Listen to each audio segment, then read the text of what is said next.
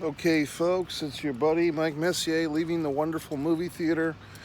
Just saw a movie. I wasn't quite sure what to expect, but I got something a lot different than I kind of expected. The movie is titled Miller's Girl.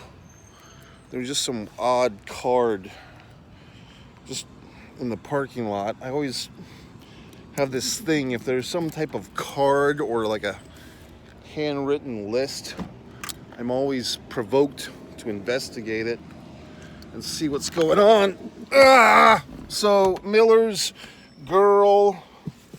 Who is Miller? Miller is a school teacher. Who is the girl? It is Cairo,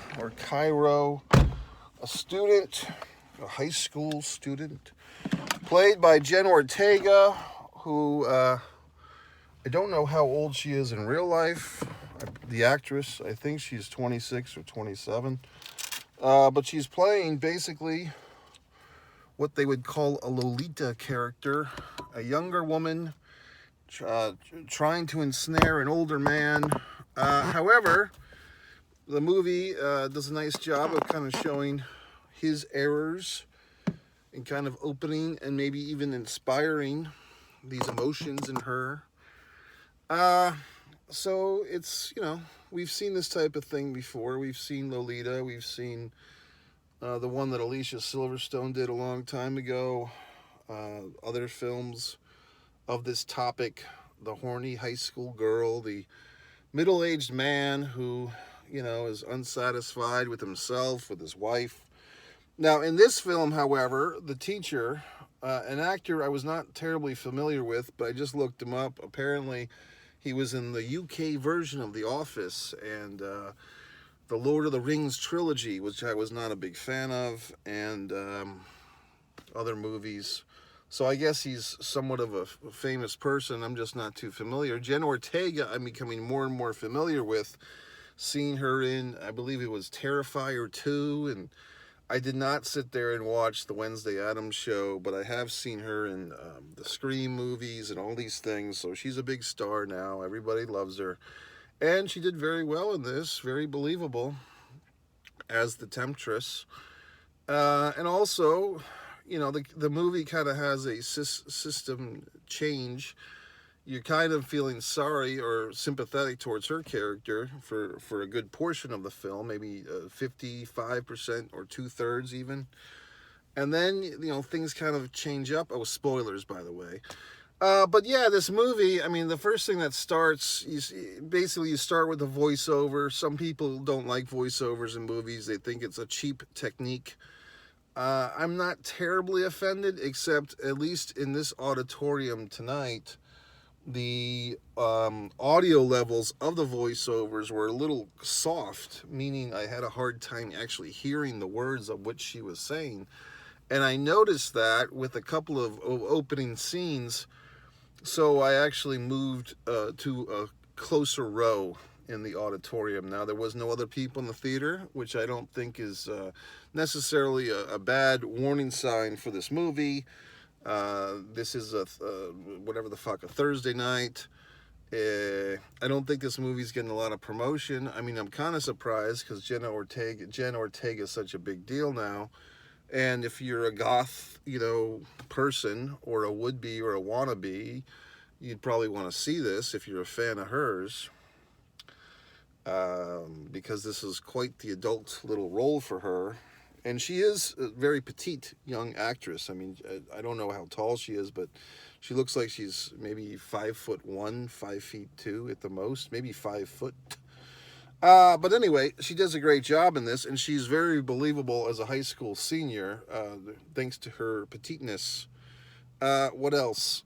She has a little friend who's kind of goading her quite a bit, and both of these young women, the movie says they're in Tennessee, but when the movie started, I definitely felt like the voices, like the light southern accent, like not a deep south accent USA, but like kind of that Savannah. It sounded like very Savannah-y to me, like Savannah-y, Savannah, Georgia. The movie takes place in Tennessee, although it was filmed in Georgia. You know, half a dick of one, half a dick of the other. But basically, you get that light Southern voice. She did a pretty good job with the light Southern, you know, accent thing. But from the get go with this movie, you have a creepy sensation. See, for whatever the fuck reason, I just went by the little thumbnail preview on the AMC app, and then for whatever reason, I was expecting something like not a Goodwill Hunting, but more like a Dead Poet Society. It said something about a teacher and a student, and it seemed like the little read up that I read seemed very innocent. It seemed like an innocent education movie, you know, but I guess I was to be educated, so to speak, because pretty quickly you see the flirtations, you see everyone in this movie is all sexed up. The baseball coach, he's got the flirtation with Ortega's character's friend. The fucking Ortega comes in, and right, you know, it's all hot and steamy with her and this school teacher. The school teacher and his wife are banging away.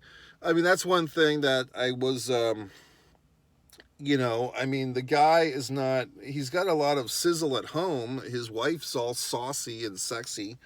So, I mean, he's getting that at home. But of course, you know, men being men, get as much as you can. And he enjoys the attention because this young student puts him on a pedestal. So I don't know. I mean, the movie was good. I mean, it's very good. I mean, for what it is. I mean, when I do these ratings, folks, some people have been wondering, well, gee whiz, Mike, you have these star ratings. What does it all mean? It's kind of nuanced, but it's not that every movie is necessarily being judged against each other in the stars. It's basically, of the 5 stars, how much did this movie live up to its own potential?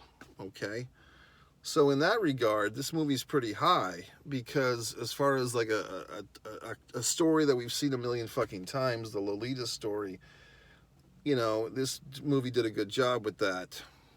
Some asshole came up with there's only 7 different stories in the world, like 7 different types of stories, and I can never remember them.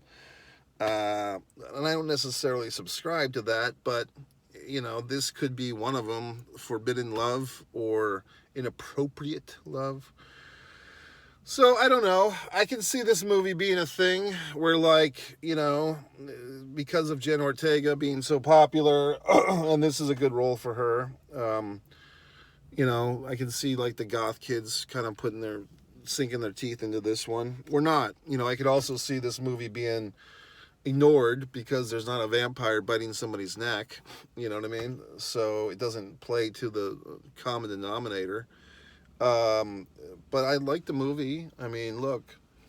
But yeah, I mean, you can also kind of see, like, when the movie starts, and that's why it's a movie, it's not real life. But when you're sitting there, you're like, oh, okay, well, these teacher guys, you know, the baseball coach and the fucking English teacher, they're already a little too familiar with their female students. They're sharing muffins, they're sharing cigarettes. The teacher makes a critical error when he, you know, he basically tells the young student lady, Cairo, about an event that he typically goes to, this poetry salon, where basically all the, you know, interesting people in Tennessee go, the non-conformists, you know, the alternate lifestyle types, go to this poetry salon, and he tells her of it, but he doesn't necessarily say, you're going to go with me. But the interpretation could be, well, if you told her about this event and you went to it and she showed up, is that not a date of sorts? So he fucked himself there. You know, and he allowed her to do her English paper using the words of Henry Miller, which I will admit I'm not terribly familiar with, but apparently he was this writer who, you know, his writing was kind of sexual and almost or pornographic, and so not really being taught in the public school system, not appropriate. So when he gives her the go-ahead to do her little paper on that, he once again opens the door for himself. And as the movie progresses, she's wearing sexier and sexier outfits trying to get his attention. And she, you know, so on and so forth. So like I said, it's like a Lolita type of thing. If you're a Jen Ortega fan, which I guess I am now, I would say that go see this movie. And like I said, she does very well in this.